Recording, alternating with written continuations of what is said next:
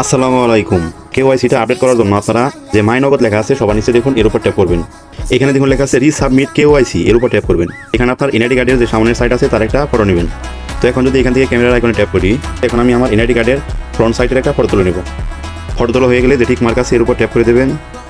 সেমভাবে আপনারা ব্যাক সাইডের একটা ফটো নেবেন। আমার কিন্তু ব্যাক সাইডের ফটো তোলা হয়ে গেছে, এখন আবারও ঠিক মার্কে দেবো এবং এখান থেকে এটা ক্রপ করে নেব বা ঠিকঠাক মতো অ্যাডজাস্ট করে নেব। আবার ঠিক মার্ক। এখন এখানে যে নেক্সট লেখা আছে এর উপর ট্যাপ করে দেবেন।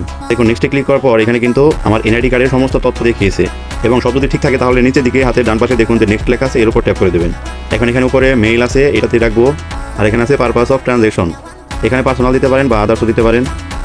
আর এখানে আছে অকুপেশন, এখানে আপনাদের পেশাটা আপনারা সিলেক্ট করে নেবেন। আমার পেশা যেহেতু এখানে দেওয়া নেই তো আদার্স লেখা এর উপর ট্যাপ করে দেবো। আদার্সে দেওয়ার পর এখানে দেখুন স্পেসিফাই ইউর অকুপেশন, এখানে আমি আমার অকুপেশনটা এখন লিখে দেবো। তো আমি যেহেতু জব করি এখানে আমি জব হোল্ডার লিখে দিতে পারি।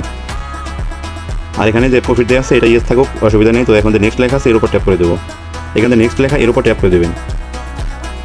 ভেরিফাই ফেস, তো এখান থেকে আমার ফেসটা কিন্তু ক্যামেরা বরাবর নিতে হবে। Please turn your face right, তো আমাকে ডান দিকে তাকাতে হবে।